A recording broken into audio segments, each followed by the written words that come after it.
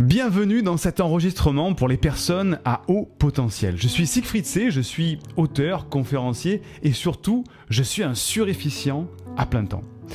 J'aide les personnes qui sont surefficientes, HPI, HPE, hypersensibles, à s'épanouir et donner un vrai sens à leur vie en libérant leur potentiel.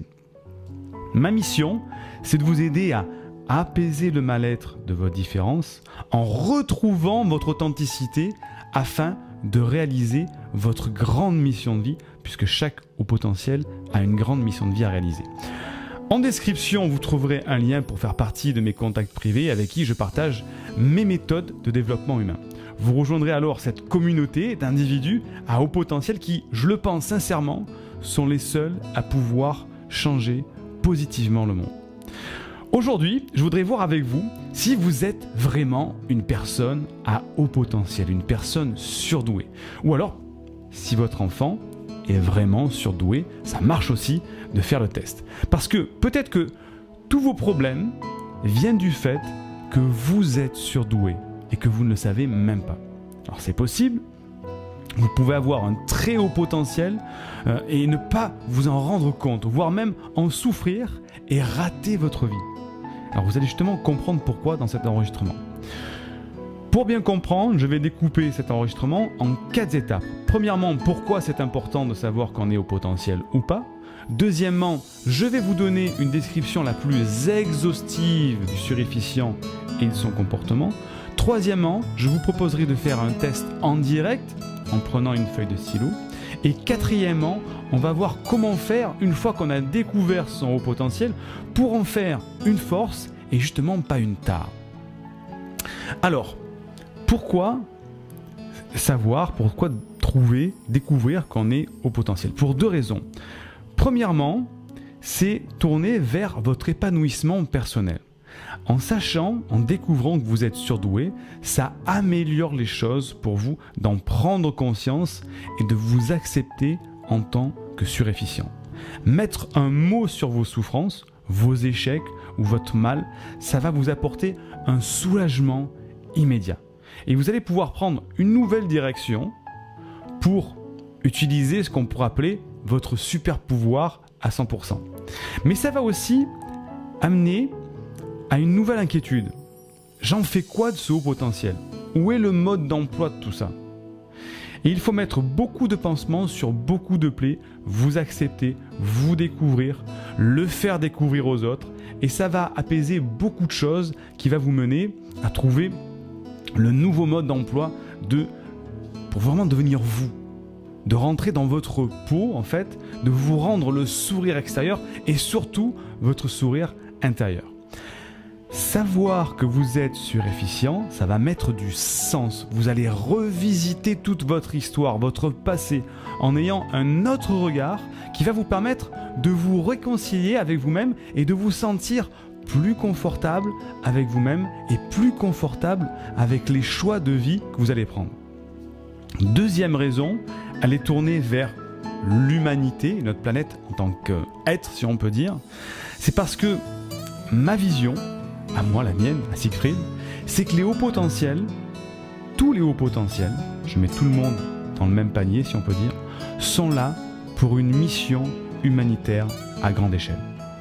Si je vous dis Nikola Tesla, le courant alternatif, Thomas Edison, l'ampoule électrique, Steve Jobs qui a créé Apple, Richard Branson qui a créé Virgin Galactic, Larry Page et Sergey Brin qui ont fait Google, Bill Gates qui a mis en place Microsoft, Jeff Bezos qui a créé Amazon, Henry Ford qui a démocratisé la voiture, Elon Musk qui a créé PayPal, Tesla et SpaceX, sans parler d'Einstein, Mozart et bien d'autres. Alors, vous pouvez être d'accord avec ce qu'ont fait ces gens-là, vous ne pouvez peut-être pas les aimer, mais en tout cas, ils ont changé positivement la face du monde.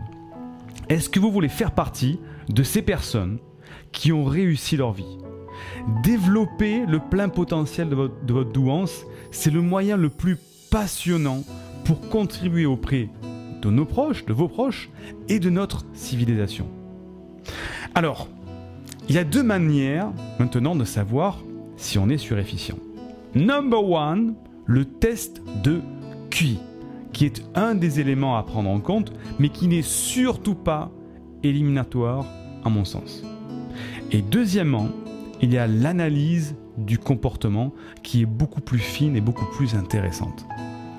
Alors, c'est quoi un surefficient au sens strict et scientifique?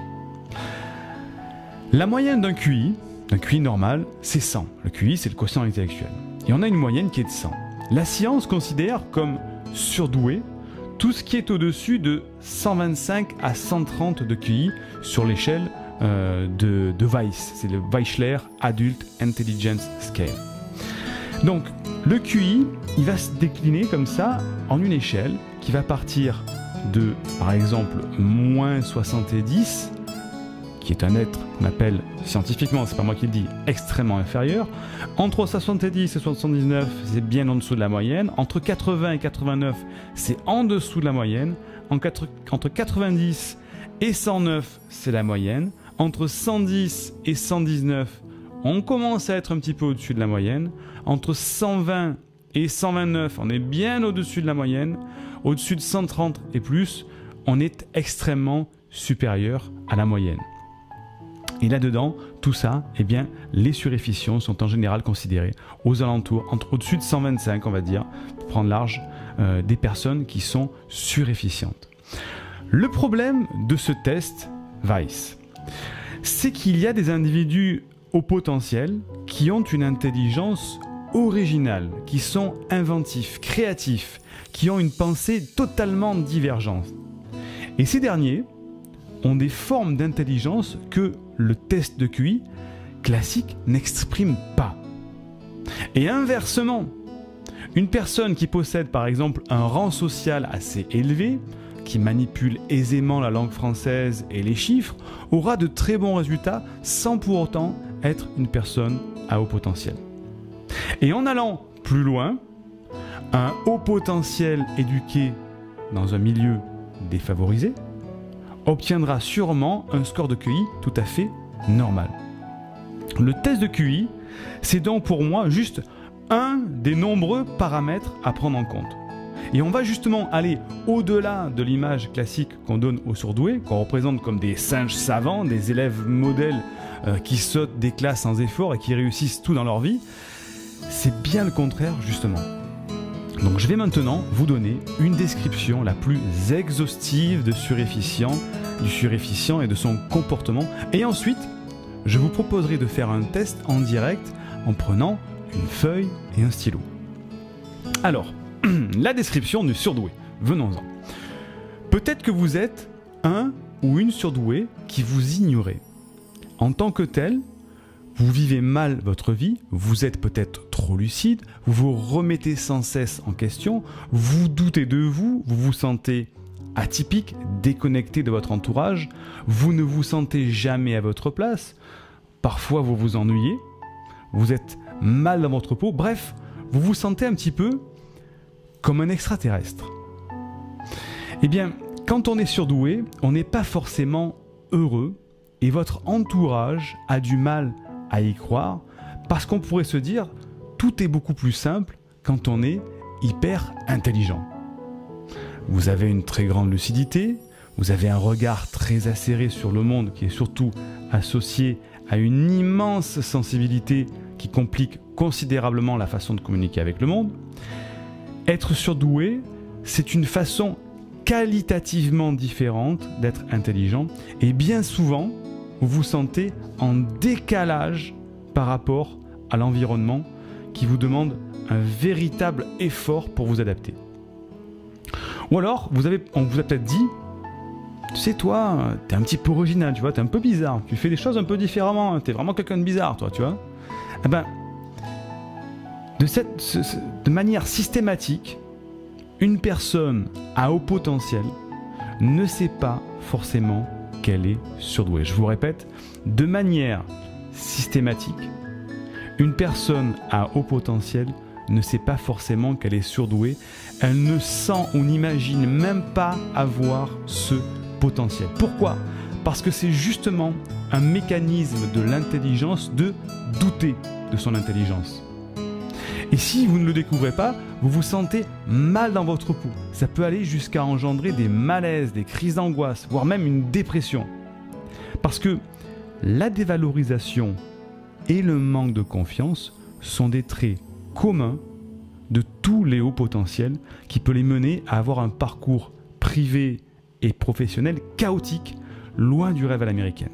Je répète bien, la dévalorisation et le manque de confiance sont des traits communs de tous les hauts potentiels. Quand on dit HP, haut potentiel, ce n'est qu'un potentiel d'utiliser votre don pour en faire quelque chose de positif.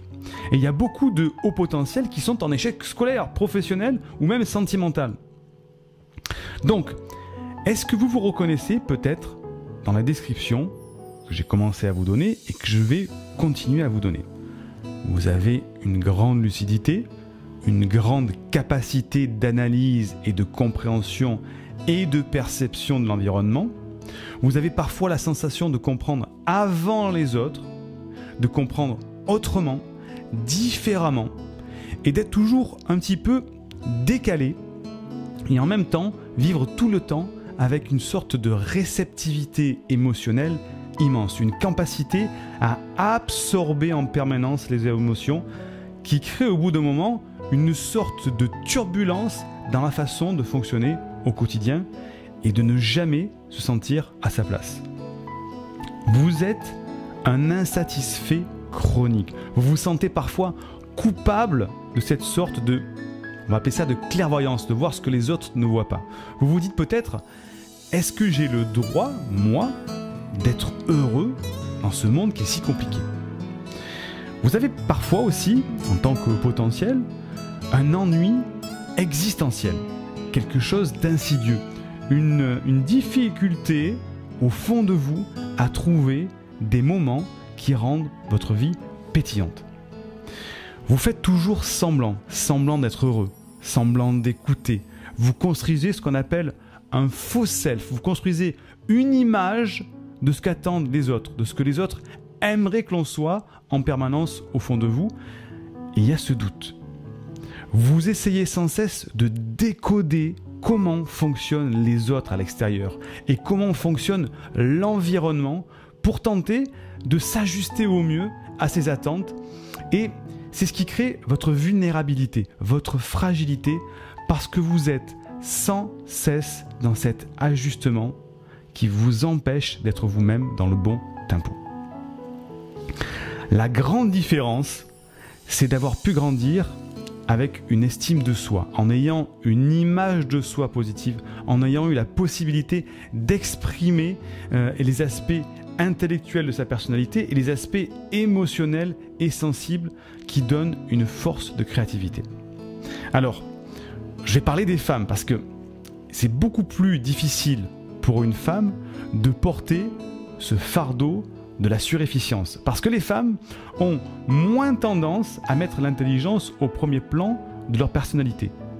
Et c'est aussi difficile de déceler votre enfant, par exemple, comme surdoué, pour vous, parce si vous êtes vous aussi surefficient, votre enfant aura un fonctionnement normal. Il faut savoir que la surefficience a une grande part de génétique. Donc si votre enfant commence à avoir des symptômes, on va dire, de surefficience, que vous êtes surefficient vous-même, vous allez avoir du mal à le voir. Vous ne sentez pas le décalage.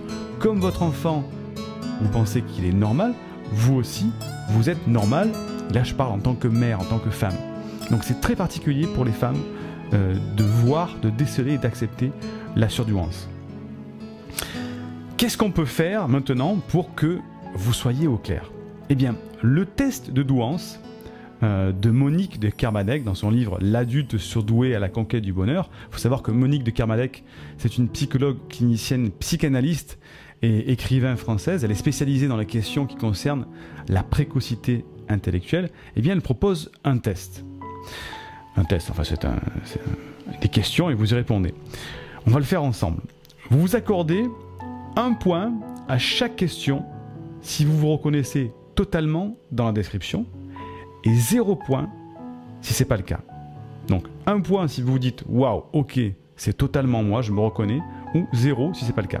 Donc prenez une feuille, un papier, vous mettez la vidéo sur pause, une feuille, un papier, et je vais vous donner cette liste de questions qui va vous permettre de déceler si vous êtes au potentiel ou pas au potentiel, ou peut-être entre les deux. Donc mettez la vidéo sur pause. Voilà, vous l'avez fait, maintenant on se retrouve pour les questions. Donc, premièrement, alors première question, c'est-à-dire est-ce que vous vous reconnaissez dans cette description? Vous mettez 1, sinon vous mettez 0. Premièrement, les adultes à haut potentiel sont des perfectionnistes qui ont tendance à placer la barre toujours très haut pour eux-mêmes et pour les autres. Donc si vous vous reconnaissez, vous mettez 1, si ce n'est pas le cas, vous mettez 0. Deuxièmement, les hauts potentiels sont plus sensibles aux défis personnels qu'aux récompenses décernées par la société. Les hauts potentiels sont plus sensibles aux défis personnels qu'aux récompenses décernées par la société. 1 ou 0. Les hauts potentiels sont préoccupés par les questions mystiques, par la recherche de la vérité et de la découverte du sens de la vie. Si c'est votre cas, si vous êtes toujours en train de vouloir découvrir le fond du fond, la vérité, vous mettez 1. Si pour vous ça vous passe par-dessus la tête, c'est 0. Quatrième question, les hauts potentiels sont indignés par l'injustice. Ils possèdent de fortes convictions morales et un grand sens de l'intégrité.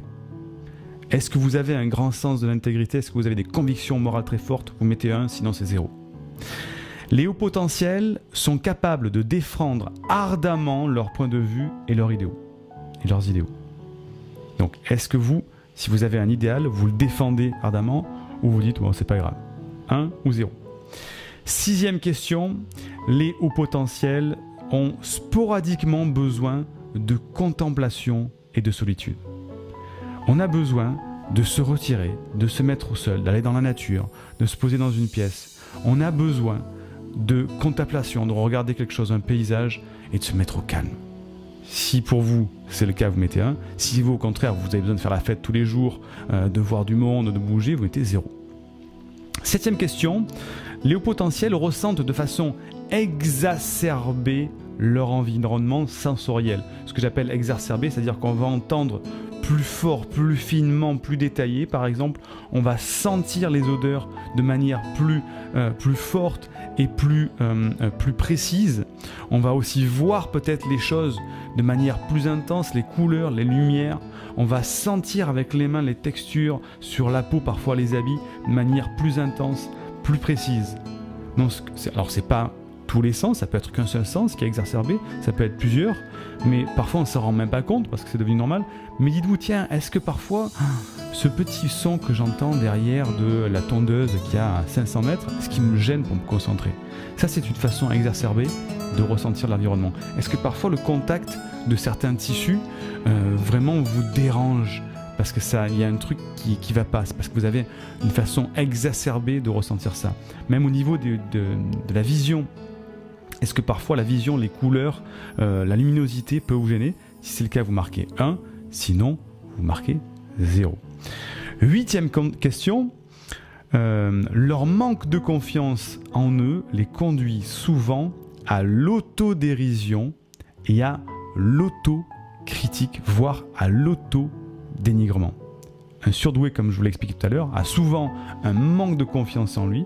Et donc, il va se pousser à l'autodérision en faisant des blagues, en rigolant sur lui-même, à s'autocritiquer, voire même parfois, dans les cas plus graves, à s'auto-dénigrer, dire non, je suis nul, je suis vraiment une merde, j'y arrive pas, c'est pas mon truc, je suis nul. Est-ce que ça vous arrive souvent? Ou alors pas du tout, vous dites non, moi je suis quelqu'un de bien, je suis vachement à l'aise, je sais ce que je veux, tout ça. À ce moment-là, vous mettez 0.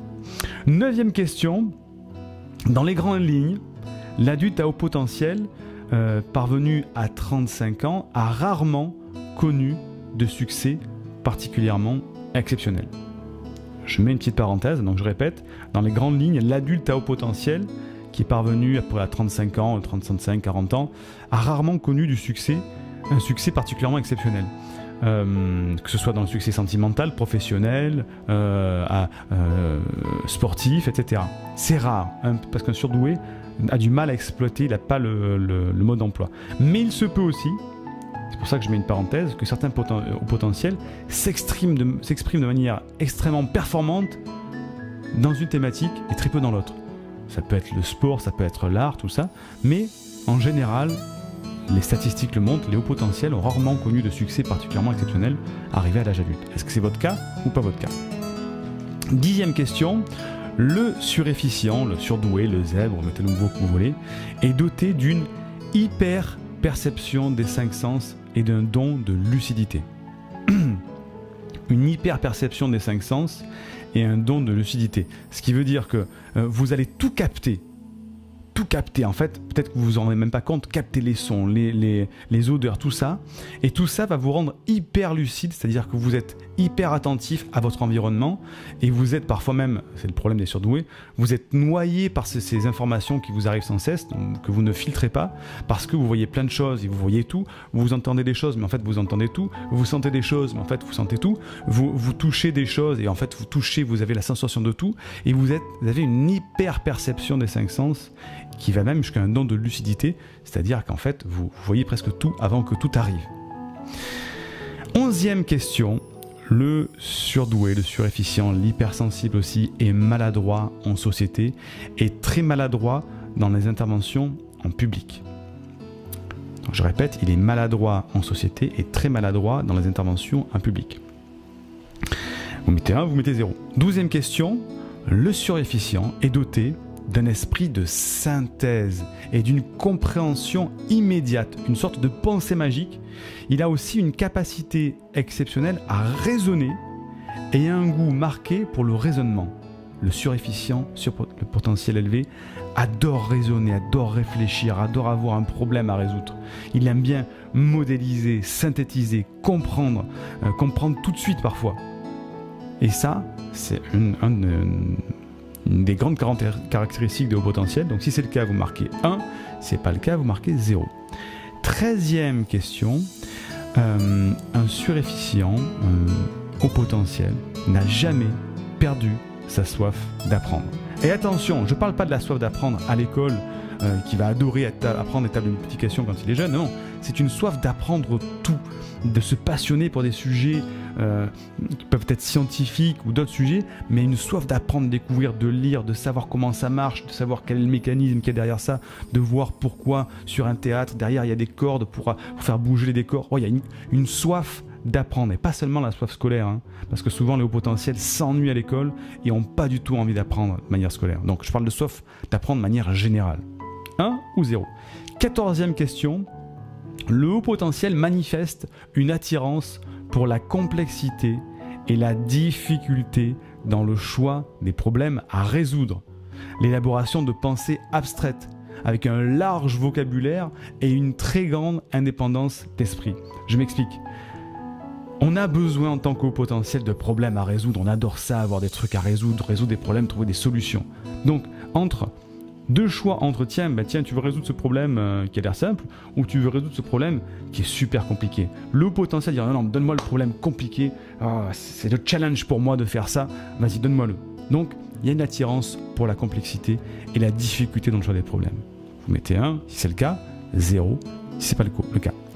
15e question, le haut potentiel souffre d'hypersensibilité, de sentiments passionnés et d'affections compulsives et souvent d'introversion. C'est paradoxal, mais c'est ça. L'hypersensibilité émotionnelle, les sentiments passionnés. On peut avoir des sentiments, on peut pleurer devant un film, devant une musique, en écoutant une musique, devant quelque chose dans la nature, on peut avoir les larmes à l'œil, ou alors il y a quelque chose, c'est une hypersensibilité à fleur de peau.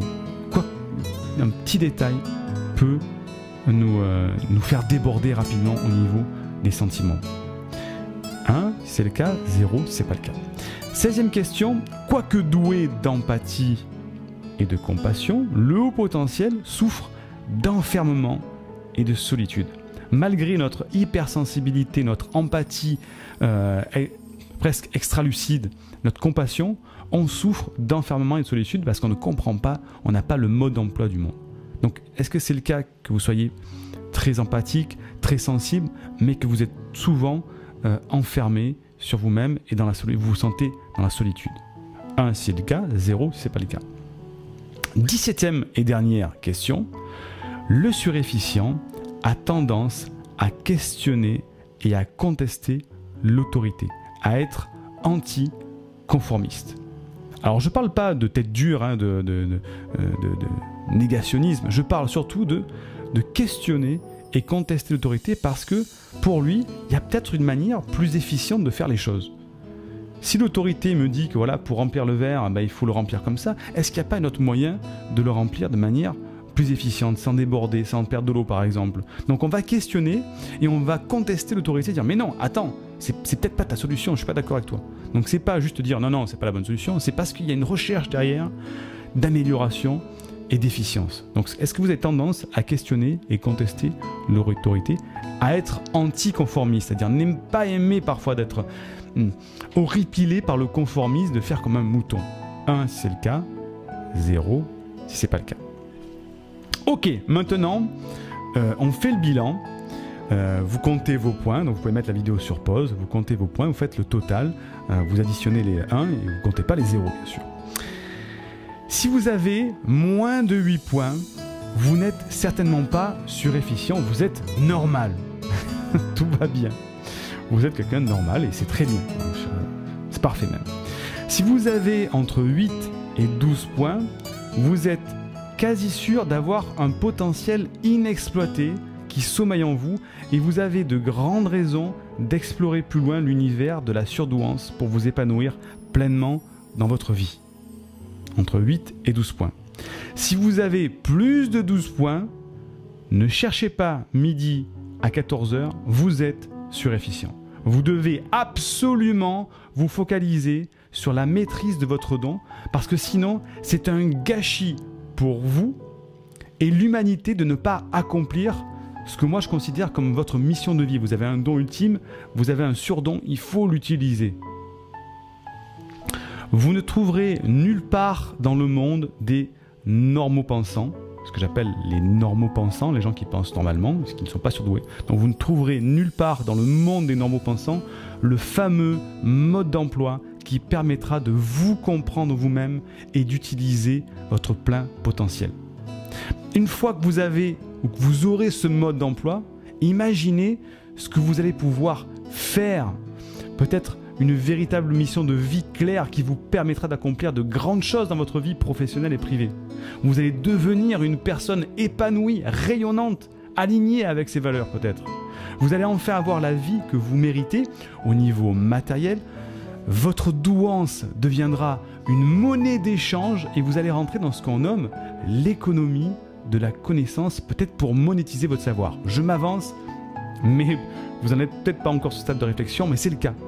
Vous allez enfin pouvoir faire partie de ces personnes pour qui la vie est un rêve éveillé avec des expériences qui viennent pimenter chaque jour de votre vie. Avec ce mode d'emploi, vous allez vivre enfin des émotions positives, des émotions excitantes. Je vais vous faire une confidence. Lorsque j'ai pris conscience de mon haut potentiel, ça a été une délivrance. Je peux vous le dire, délivrance, je m'en souviens encore. En fait, pour tout vous dire, je suis allé voir un centre psychologue spécialisé dans la surdouance, les centres Cogito Z, Z pour zèbre, parce que je décelais chez mon fils, j'ai 2 enfants, un garçon et une fille en bas âge, et je décelais chez mon fils de 6 ans des sortes de comportements très au potentiel. Des questionnements, des contemplations, bref, quelque chose. Et je me suis dit, bon, il y a un truc, j'ai lu quelques bouquins là-dessus, bon, c'est très... On va les consulter. Et avant d'aller consulter, j'ai commencé à acheter un livre sur la surdouance. J'ai pris le bouquin, j'ai commencé à lire quelques pages, j'étais allé voir à cette époque ma compagne qui n'habitait pas au même endroit que moi. J'ai commencé à lire quelques pages et je me suis dit, waouh, c'est super intéressant ça. Bon, j'ai refermé le livre parce que j'avais pas le temps. J'ai repris l'autoroute pour rentrer chez moi, c'était entre Cannes et Aix-en-Provence. Et je me suis arrêté sur une aire d'autoroute pour boire un coup et je me suis dit, tiens, je vais relire ce livre un petit peu plus loin. Et j'ai commencé à le lire et j'ai dévoré le livre à un tel point que je suis arrivé au milieu du livre. Je lisais page après page comme ça et j'avais l'impression que quelqu'un lisait dans mon jardin le plus secret. Et je me suis mis franchement à pleurer. Alors je l'avoue. Je suis pas quelqu'un qui pleure facilement, je suis un ancien sportif de haut niveau, la performance, la douleur, tout ça, je maîtrise très bien. Mais là, le fait de lire la description de mon plus profond jardin intérieur que j'avais vu mis par des mots, ça a été une sorte de soulagement, de délivrance, de dire mais c'est incroyable, quelqu'un est en train de lire dans mes plus profondes pensées, celles que moi-même je cache au fond de moi. Vous savez, on a plusieurs niveaux, la personne qu'on aimerait être par rapport aux autres, la personne qu'on est vraiment, et puis au fond de soi, on a vraiment le jardin secret qui renferme tous nos côtés positifs et négatifs. Hein. Et ben, il y a quelqu'un qui lisait ce jardin secret-là.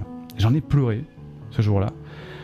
J'ai refermé le bouquin que j'ai lu quasiment sur l'aire d'autoroute, et après je suis allé consulter pour mon fils, et en ayant consulté pour mon fils, je me suis rendu compte qu'en fait la surdouance, j'étais surdoué moi aussi. Donc je suis allé passer ce fameux test de QI, ce test WISE, qui dure 4 heures avec 2 psychologues. Alors, il y en a 3 rendez-vous, et on fait tous ces tests et on se rend compte qu'on est surefficient, surdoué. Et là effectivement on fait ça y est, je comprends, je comprends maintenant tout mon passé, je comprends pourquoi il m'est arrivé tout ça, pourquoi j'ai vécu comme ça, pourquoi je me sentais différent. On a un soulagement, une sorte de sensation de gâchis, de se dire mais quand même j'ai plus de 40 ans, pourquoi je ne l'apprends que maintenant? J'aurais pu le transformer beaucoup plus tôt tout ça. Et c'est une délivrance. Donc apprendre qu'on est surefficient, ça va vous délivrer, vous allez avoir une petite sensation de gâchis, mais ça va être le départ de l'apprentissage de votre mode d'emploi, le vôtre, celui qui est fait pour vous, pour justement l'ouvrir et commencer à dire voilà comment il faut que je fasse pour exploiter mon don, ma douance, mon hypersensibilité, mon hyper-émotionnalité. Et quand on a comme ça un mode d'emploi, eh bien à ce moment-là, on peut commencer à construire.